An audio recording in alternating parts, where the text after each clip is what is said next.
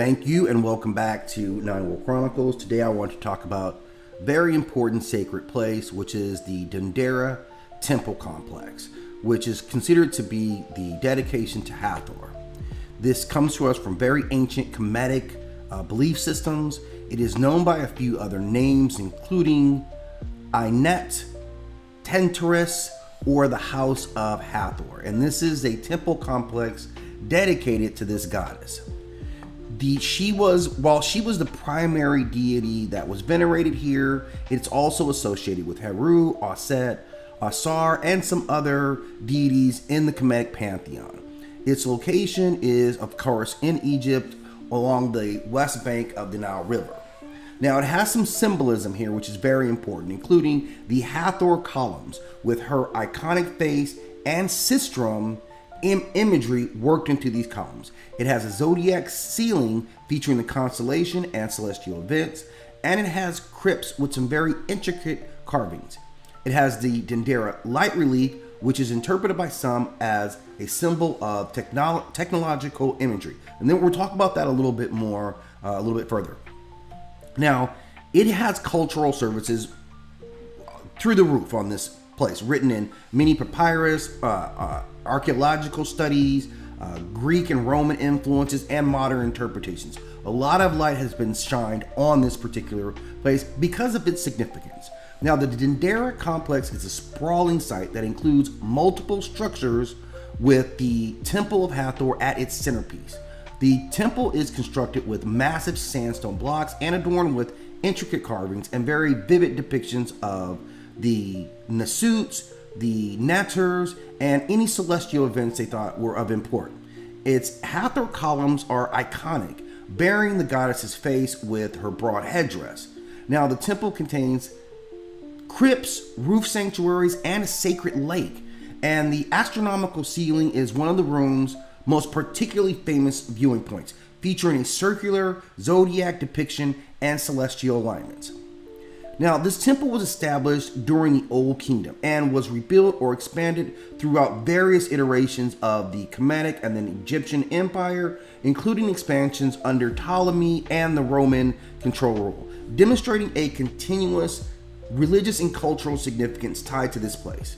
Now, the site honors Hathor as the goddess of love, beauty, fertility, and cosmic balance, elevating her role really to the height of the pantheon. Myths are tied to the temple that has annual festivals of her union with Heru, this signifying the renewal of cosmic and earthly order, specifically represented by those two. Now, the specific abilities that are associated with this temple, while are many, these are some of the most important. It is utilized for cosmic alignment. The temple's design is believed to align with celestial events, reinforcing Hathor's connection to the stars and cosmic cycles. And the carvings, the zodiac carvings, reflect the ancient Kemetic belief system understanding of cosmology and celestial worship. It is also considered to be a place of healing. Hathor's association herself with healing and fertility make the temple a place of pilgrimage for those seeking physical and spiritual well-being. It is also a place known for its mystical energy, and some of the crypts and reliefs, such as the Dendera Light, are interpreted as symbolic of advanced knowledge or possibly hidden mystical energies. It has ritualistic connections as well, as it served as a hub for rituals invoking Hathor's blessing, including music, dance, and offerings during the New Year festival. In terms of its cultural significance, spiritual power, architectural grandeur, historical influence, and mystical properties, this is one of the most important sites on the planet. If I were going to rank this out of 1 to 9, like I do everything, this is a 9. This is one of the most important places we'll ever see. Now, it has some great stories attached to it as well, saying that Dendera played a pivotal role in the myth of Hathor traveling to Edfu to reunite with Heru. And this journey represented the harmonization of feminine and masculine energies and the renewal of the cosmic balance. The Dendera Light, which we spoke about briefly, is a controversial relief in one of the crypts that depicts a figure holding up what some interpret as a light bulb shaped object. Now, some scholars see this as symbolic representation of creation, but other theories suggest that this is showing advanced technological symbolism.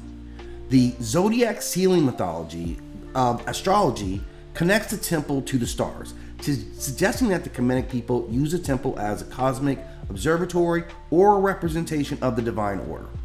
The role of the temple has always served as religious, cultural, and spiritual hub for the worship of Hathor. It hosted rituals, pilgrimages, festivals, and offerings tied to fertility, music, healing, and love, and played a role in celestial and agricultural events.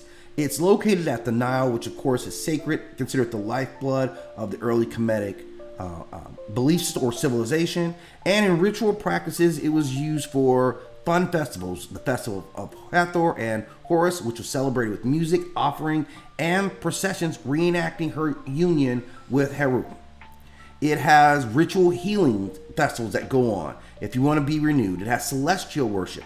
All these things under one massive complex. The key takeaway being that the Dendera Temple Complex is one of the most well-preserved and most significant sites of ancient Kemet. It is dedicated primarily to Hathor, while we do get representations of other deities, but she is the one as the source and the impetus for this place. Its architecture, myth, and celestial connections reflect a blend of spiritual, cultural, and cosmic significance. And the temple continues to inspire awe through its intricate designs, astronomical depictions, and symbolic mysteries. If you have more that you want to add to this piece about Dendera, as always, do so in the comment section. And if you enjoy these videos, hit that like and subscribe. It really helps the channel grow.